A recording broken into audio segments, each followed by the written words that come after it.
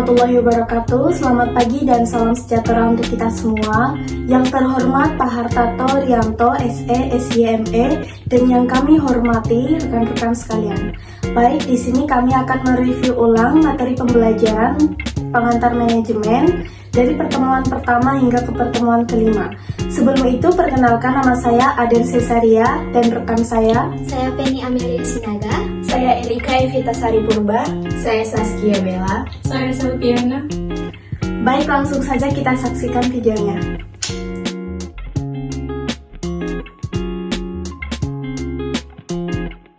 Baiklah, di sini saya akan memaparkan 3 poin penting mengenai konsep dasar manajemen. Poin yang pertama yaitu organisasi dan manajemen, yang kedua definisi manajemen menurut para ahli, dan yang ketiga fungsi-fungsi manajemen.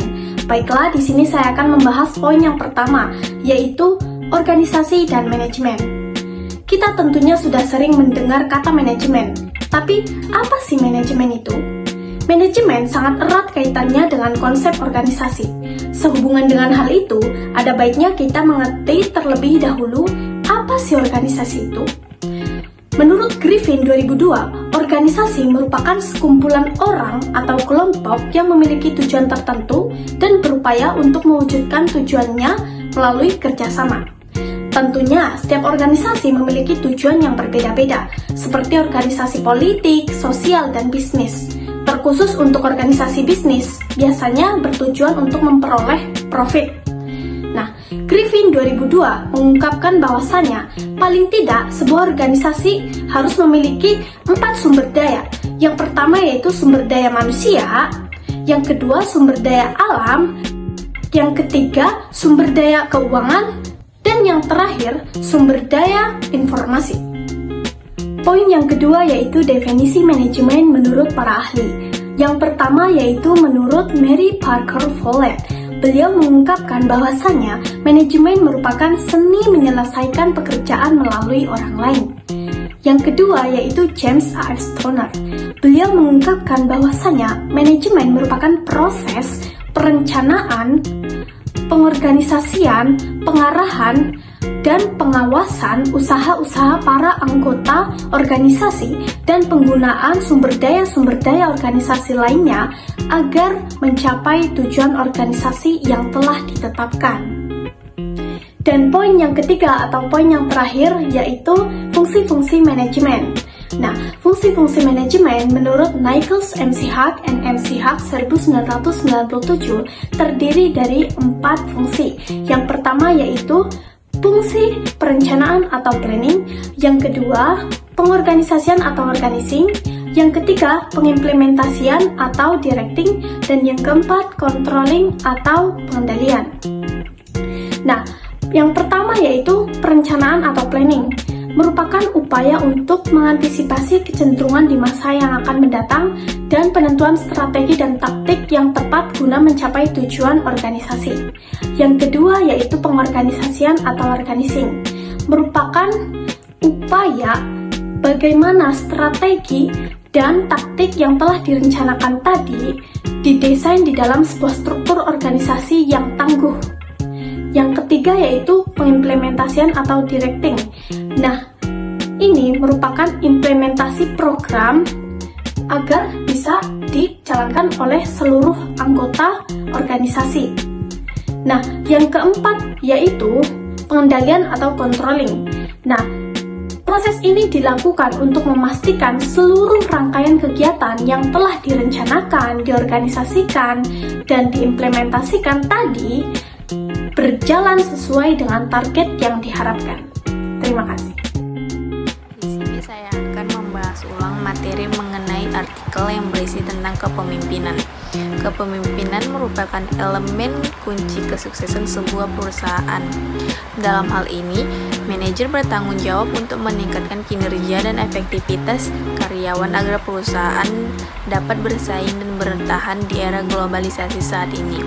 Kemampuan pemimpin dalam manajemen salah satu kunci kesuksesan organisasi.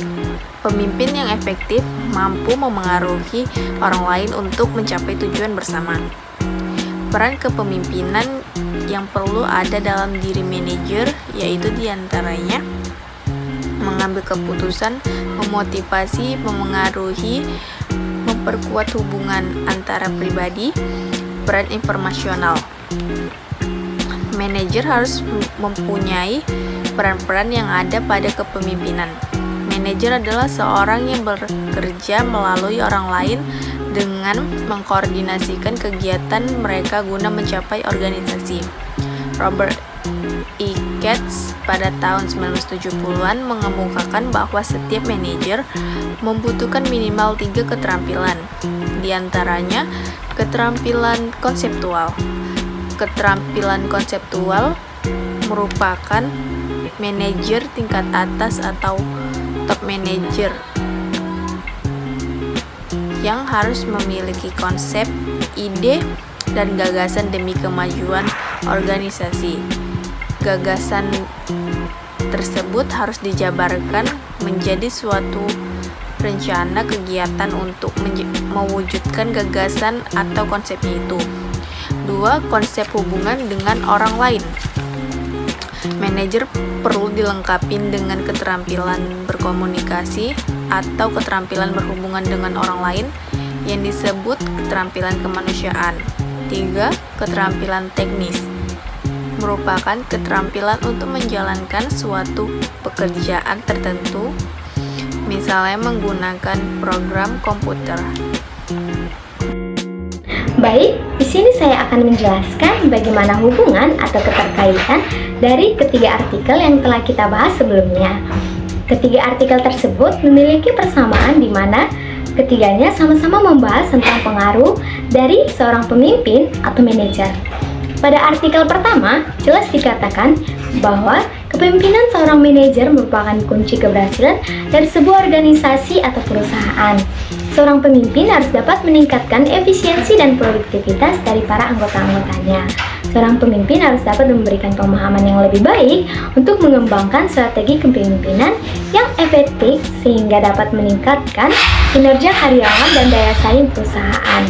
Pada artikel kedua dikatakan bahwa peran manajer proyek sangat penting dalam mengendalikan tim proyek. Kompetensi seorang manajer proyek memiliki pengaruh terhadap keberhasilan sebuah proyek.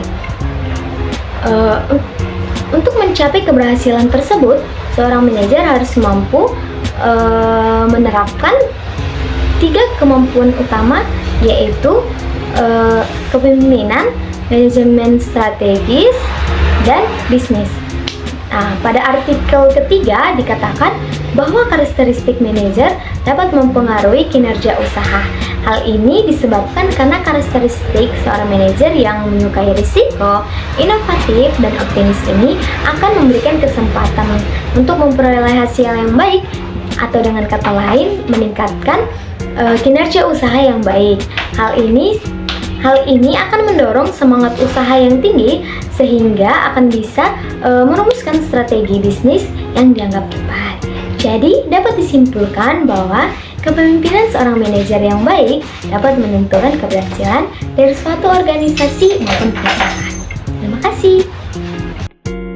Baik, di sini saya akan menjelaskan ulang mengenai budaya organisasi. Budaya organisasi adalah sekumpulan nilai, norma, dan kebiasaan yang berkembang dalam organisasi dan membentuk cara anggota organisasi berperilaku, berkomunikasi, dan memandang lumrah di antara mereka. Menurut para ahli, budaya organisasi menurut Robin dan Judge, kultur organisasi mengacu pada sebuah sistem makna bersama yang dianut oleh para anggota dan membedakan organisasi tersebut dengan organisasi yang lainnya. Menurut Luthhan, budaya organisasi adalah sebagai pengetahuan yang diperoleh untuk menginterpretasikan pengalaman dan menghasilkan perilaku sosial. Menurut Sjögren, budaya organisasi adalah kesepakatan atau komitmen bersama tentang nilai bersama dalam kehidupan organisasi dan mengikat semua orang dalam organisasi bersangkutan. Ada 3 nilai budaya organisasi. 1. Budaya organisasi yang tampak. seperti cara berpakaian, simbol-simbol, fisik, dan tata ruang. 2. Organisasi yang tidak tampak seperti disiplin dan makna prestasi. Ketiga, keyakinan yang paling dalam atau asumsi-asumsi tersembunyi seperti karyawan dan pemimpin mematuhi standar etika yang tinggi dalam semua interaksi. Ada tiga konsep nilai. 1. Nilai keyakinan yang dipegang teguh dan tampil dalam tingkah laku. 2. Nilai yang mendukung nilai dan norma yang telah dibuat oleh organisasi seperti keanekaragaman, rasa hormat, dan integritas nilai yang diperankan. 3. Nilai dan norma yang dimiliki karyawan seperti sejauh mana nilai rasa hormat tercermin dalam perilaku setiap karyawan. Lanjut pada fungsi utama budaya organisasi. Yang pertama, sebagai proses integrasi internal, berfungsi sebagai pemersatu setiap komponen internal organisasi. Contohnya, negara Indonesia yang walaupun banyak perbedaan suku, ras, agama, tetap bisa berdiri karena dilandasi dasar negara yang kita kenal sebagai Pancasila, yang berfungsi menyatukan sebuah negara yang terdiri dari berbagai perbedaan menjadi satu organisasi. Yang kedua, sebagai proses adaptasi eksternal, berfungsi sebagai sarana untuk menyesuaikan diri dengan lingkungan yang ada di luar organisasi. Contohnya itu seperti Indonesia yang tergabung ke dalam organisasi seperti ASEAN, yang dimana budaya Indonesia akan menjadi dasar yang dibawa Indonesia dalam berorganisasi di ASEAN. Budaya itu akan beradaptasi ke organisasi itu. Lanjut pada 4 fungsi budaya organisasi secara internal. Yang pertama, memberikan identitas organisasi kepada karyawannya. Contohnya itu seperti calon presiden dan calon wakil presiden yang ingin mencalonkan diri mereka, pasti mereka mempunyai identitas tersendiri yang diingat oleh rakyatnya. Seperti Bapak Prabowo yang menjanjikan makan gratis. Itu akan menjadi identitas untuk capres itu sendiri yang akan diingat oleh rakyatnya. Yang kedua, memudahkan komitmen kolektif. Hal seperti ini dilakukan oleh perusahaan untuk meningkatkan semangat karyawannya dan membuatnya bangga jika ia bagian dari perusahaan tersebut. Yang ketiga, mendukung stabilitas sistem hubungan sosial antar personal. Contohnya itu kalau misalnya kita ada di perantauan, jumpa dengan orang yang satu daerah, pasti obrolannya akan menjadi lebih nyambung karena banyaknya topik yang dibahas dalam obrolan tersebut banyaknya kesamaan. Yang keempat, memudahkan karyawan memahami tujuan organisasi.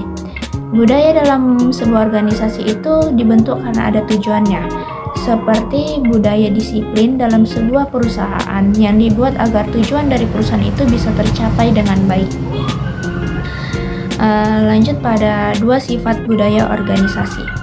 Yang pertama, budaya organisasi yang adaptif, yaitu yang mampu menyesuaikan dengan lingkungan yang ada di luar organisasi. Yang kedua, budaya organisasi yang tidak adaptif, yaitu budaya yang tidak mampu menyesuaikan dengan lingkungan yang ada di luar organisasi. Lanjut pada bagaimana sih budaya itu ditanamkan dalam sebuah organisasi. Yang pertama itu bisa menggunakan filosofi, visi, misi, nilai-nilai, dan material organisasi dalam rekrutmen, seleksi, dan sosialisasi. Contohnya itu seperti ketika seorang calon mahasiswa ingin masuk ke sebuah universitas yang dimana masuk ke universitas itu ada 3 tahap. Ada SNBP, SNBT, dan Mandiri. Nah, untuk melakukan rekrutmen tersebut dilakukan sinkronisasi metode-metode apa saja yang akan dilakukan. Yang kedua itu mendesain ruang kantor, lingkungan, dan bangunan. Budaya itu kan membangun ciri khas. Nah, ciri khas itu dibentuk tidak hanya melalui kata, bisa juga melalui visualisasi seperti mendesain ruang kantor itu. Yang ketiga, menggunakan slogan, bahasa, akronim, dan perkataan. Cara kita berbicara itu akan terbentuk dari kita kecil. Bagaimana budaya yang ditanamkan orang tua kita sedari kecil, maka itulah cerminan ke depannya. Yang keempat itu ada sistem penghargaan, simbol status, dan kriteria promosi. Dalam sebuah perusahaan ada sebuah target atau tujuan yang harus dicapai.